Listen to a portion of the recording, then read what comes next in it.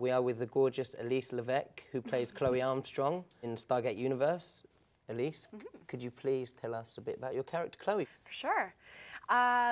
Chloe is one of the civilians on board the Destiny.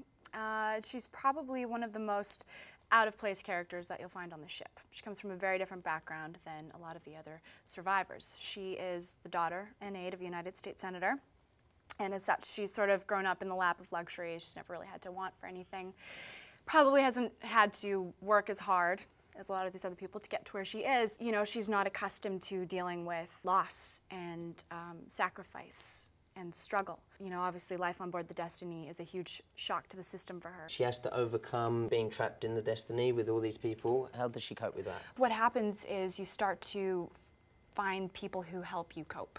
And it's the relationships, the friendships that she makes that give her the strength to keep going and to keep fighting. And actually, I think for her, it's the first time she's found people who really appreciate her for who she is.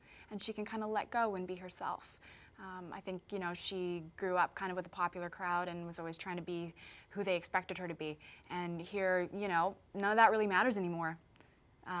And she finds people who genuinely love and care about her. What do you think it is about Stargate that people love so much? I think a show like Stargate is great because it's really hands-on for its viewers. It kind of gives them like a launching off point to discuss their theories on things, on politics, on science, on space and exploring what's out there. It gives them a lot to think about and a lot to talk about. Cool. It's very interactive. What has been the challenges for you playing this role?